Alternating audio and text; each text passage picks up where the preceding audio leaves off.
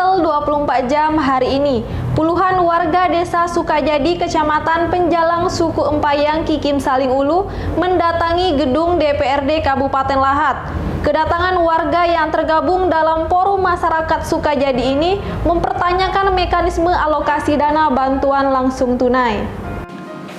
Dengan membawa kertas karton berisi aspirasi, puluhan warga desa Sukajadi, Kecamatan Penjalang, Suku Empayang, Kikim Saling Ulu mendatangi kantor DPRD Kabupaten Lahat. Dalam demo ini, mereka mempertanyakan mekanisme alokasi dana bantuan langsung tunai. Selang beberapa menit, pendemo yang berorasi secara damai ini diterima langsung Ketua Komisi 1 DPRD Lahat, Nizarudin. Koordinator aksi, Armando Dwi Saputra, menyayangkan dana BLT yang diterima masyarakat Sukajadi dari total jumlah penduduk 428 KK, hanya 10 kepala keluarga yang menerimanya. Sebab, sambung dia, dari hasil pendataan yang dilakukan, setidaknya ada 50 warga desa berhak menerima bantuan BLT tersebut.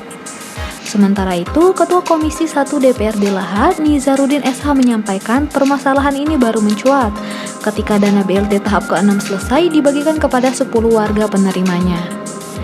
Dirinya berharap kepada jajaran Inspektorat, DPMD, dan Camat dapat memanggil kepala desa untuk bermusyawarah menemukan formulasi tepat sehingga penduduk yang belum menikmati bisa mendapatkan dana bantuan ini. Dana BLT yang dialokasikan untuk dana dasar di BLT itu menurut keterangan masyarakat tadi tinggal 14%. Sementara masyarakat untuk penerimaan BLT itu utuh dari tahap awal dengan tahap akhir.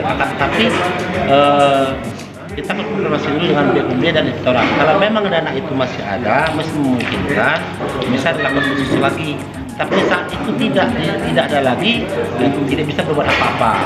Tapi tadi saya bilang, kalaupun memang dana itu masih ada, untuk mengakomodir seluruh elemen yang ada yang berkendak dengan dana BLT itu untuk digunakan dana padat karya tunai. Reporter dan juru kamera Bernard, palfresh.com. Pemirsa, Rumah Limas yang menjadi koleksi Museum Negeri Sumatera Selatan menjadi pilihan dalam proses syuting Renta Ulu Melayu yang ditayangkan TVRI Sumsel. Dalam program Renta Ulu Melayu ini melibatkan belasan siswa SMA sebagai upaya untuk mengenalkan budaya Sumatera Selatan. Belasan siswa SMA Negeri 2 Palembang terlihat berdendang bernyanyi lagu Melayu Sumatera Selatan. Suasana semakin meriah saat dipandu oleh Cek Daus Abdi. Belasan siswa ini rupanya dilibatkan dalam proses syuting Renta Ulu Melayu yang disiarkan TVRI Sumsel.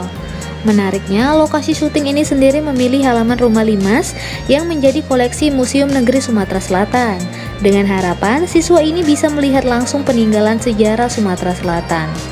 Produser Renta Ulu Melayu, Antoni Dwi Putra, mengatakan acara yang mengangkat budaya Sumatera Selatan ini disiarkan di TVRI Sumsel setiap Rabu pukul 5 sore dengan durasi 1 jam. Ini kan program TVRI memang disiarkan setiap minggu yang Renta Ulu Melayu, bahkan kita mengangkat tema tentang budaya. Makanya kita ngambil, kebetulan hari ini kita mengangkat di lokasi di Museum Pulau Putra, bahkan kita mengambil juga anak-anak siswa supaya anak-anak siswa itu mengerti bahwa budaya kita itu ada, ya bukan sibuk dengan medsos, daring segala macam. Menurut dia, proses syuting mengambil tempat di Museum Negeri Sumsel Balaputra Dewa karena di sini banyak peninggalan sejarah, salah satunya rumah panggung. Sementara itu, Kepala Museum Negeri Sumatera Selatan Balaputra Dewa, Chandra Amprayadi, yang menjadi narasumber pada acara ini, memaparkan tentang museum yang dipimpinnya, mulai dari sejarah hingga koleksi museum. Reporter dan juru kamera Citra Utama, palfresh.com. Anggota DPRD Kota Palembang kembali menggelar rapat paripurna ke-14 kemarin. Dari 3 rancangan peraturan daerah yang diusulkan, salah satunya rancangan peraturan daerah cagar budaya. Dewan Perwakilan Rakyat Daerah Kota Palembang menggelar rapat paripurna ke-14 MP3 kemarin. Rapat paripurna kali ini mendengarkan pemandangan umum praksi terhadap penyampaian 3 raperda usulan pemerintah Kota Palembang. Ketua DPRD Kota Palembang, Zainal Abidin, mengatakan secara umum 8 fraksi yang menyampaikan pemandangan umum yang menyetujui raperda ini dibahas dalam rapat pansus selanjutnya. Ketiga raperda yang dimaksud yakni perubahan atas Peraturan Daerah Kota Palembang Nomor 6 Tahun 2016 tentang pembentukan dan susunan perangkat daerah Kota Palembang, raperda tentang cagar budaya, dan raperda tentang Perusahaan Umum Daerah Pasar Palembang Jaya. Ada 3 perda yang akan dibahas. Yang pertama, raperda perubahan atas Peraturan Daerah Kota Palembang Nomor 6 Tahun 2016 tentang pembentukan dan susunan perangkat daerah Kota Palembang. Mungkin ada yang berubah dari struktur itu, mungkin ada pemecahan dari OPD. Ini akan kami bahas, akan kami teliti di insya Allah akan dibentuk pansus. Nanti tanggal 21 September akan ada jawaban wali kota dan pengumuman nama-nama yang duduk di pansus untuk membahas perda ini. Kemudian ada raperda tentang cagar budaya, kemudian ada raperda tentang Perusahaan Umum Daerah Pasar Palembang Jaya. Sejumlah fraksi dalam pemandangan umumnya menyampaikan bahwa raperda cagar budaya dan perubahan PD Pasar menjadi perumda dapat menjadi prioritas utama. Namun dalam pandangan umumnya, fraksi banyak yang menyoroti fungsi raperda tersebut agar dapat diprioritaskan. Pemkot Palembang dapat merawat cagar budaya. Reporter dan juru kamera Dian Cahyani Fitri, palfresh.com. Berita terakhir Sumsel 24 jam hari ini.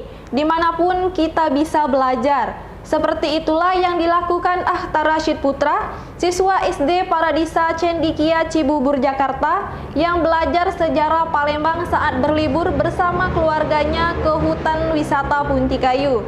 Uniknya, demi tugas sekolah, bocah cilik ini berani mewawancarai langsung budayawan Sumatera Selatan, Febri Alintani. Dimanapun kita bisa belajar, seperti itulah yang dilakukan M. Ahtar Rashid Putra, siswa SD Paradisa Cendekia Cibubur, Jakarta, yang belajar sejarah Palembang saat berlibur bersama keluarganya ke hutan wisata Puntikayu.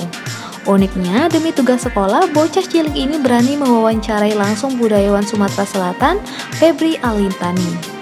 Didampingi orang tuanya yang mengambil video, Agung Andika Putra dan Minda Pratidina Putri, M. Ahtar dengan antusias bertanya mengenai sejarah Palembang kepada Febri Alintani. Febri pun dengan tekun melayani setiap pertanyaan yang diberikan oleh M. Ahtar. Kepada wartawan cilik ini, Febri menjelaskan terkait sejarah kesatuan Sriwijaya yang beribu kota di Palembang. Lucunya, usai mewawancarai Febri, M. Ahtar langsung asyik bermain kembali bersama saudaranya. Sementara Febri Alintani mengaku dia diwawancarai oleh M. Ahtar yang ada tugas dari sekolahnya untuk membuat video kebudayaan dan dia sebagai narasumbernya.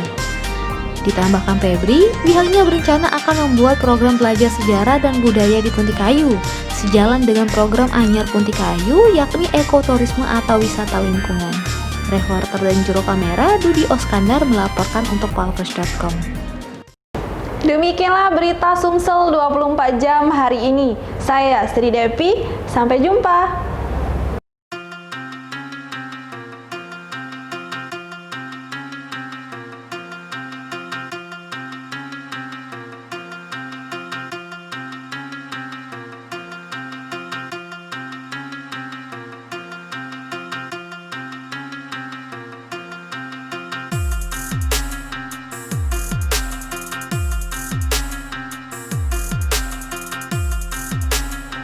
Assalamualaikum warahmatullahi wabarakatuh.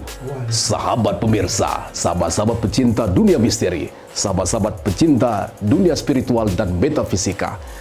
Saksikan penampilan kami di dalam membongkar rahasia-rahasia di dunia metafisika dan rahasia-rahasia di dunia supranatural dalam tayangan Ternyata Bukan Mistis. Saksikan hanya di Palfresh Official channel YouTube.